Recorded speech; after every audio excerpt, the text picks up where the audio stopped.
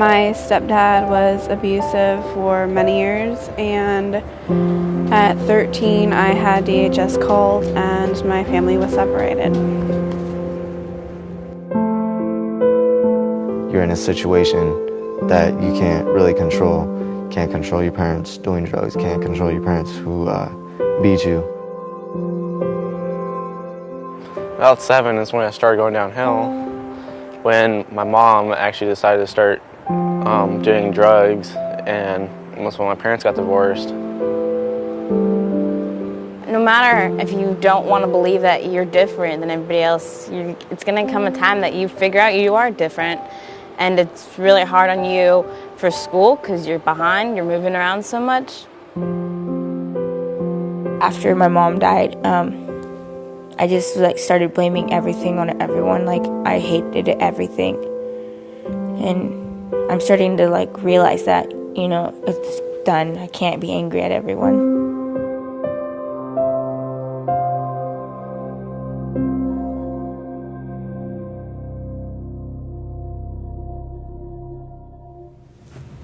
Hello, my name is Paul DeMunez, Chief Justice of the Oregon Supreme Court.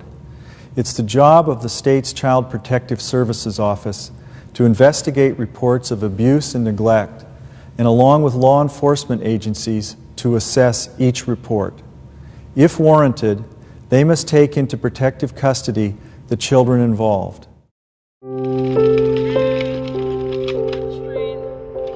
I've kind of lived a life pretty cavalier and on my own terms.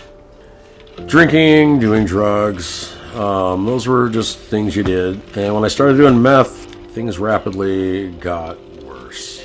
And 2 years ago today, the police department served a warrant for my arrest because I had missed a court date. And Protective Services came with them and they took my kids.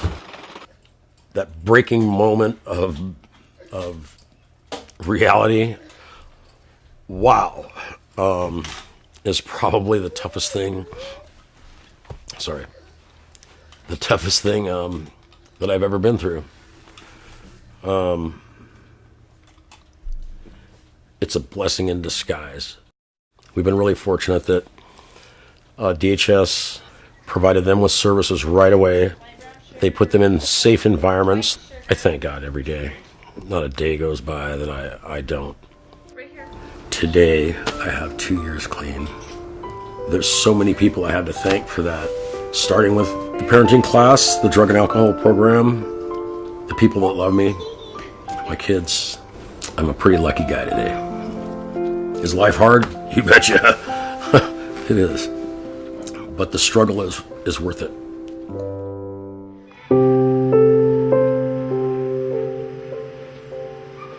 From the first time I met Ricky, we had issues because he doesn't believe that anybody's going to stick around for him.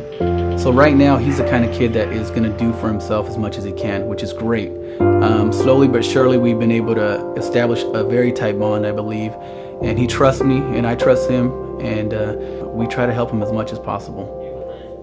Tony's a great guy. Unlike older foster parents, he understands us more because he's kind of grown up closer to our type of era and age than older people have. Can I start buying my houses?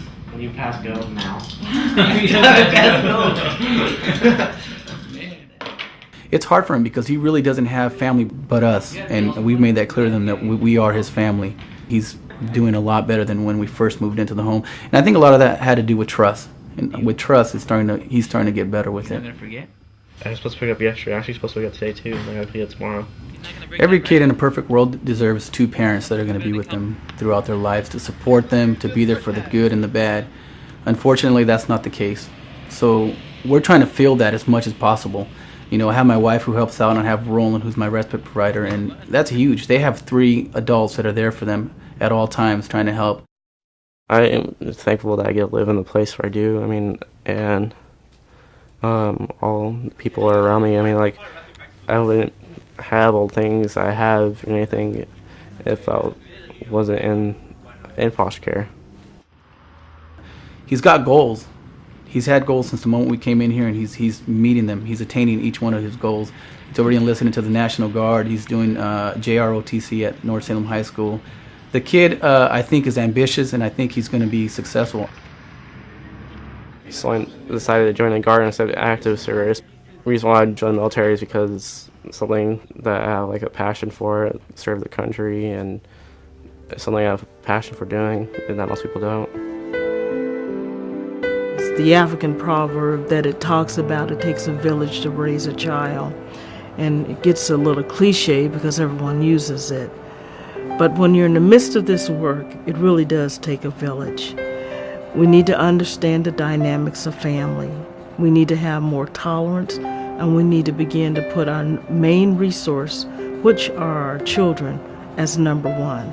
We must do a better job of this in this country.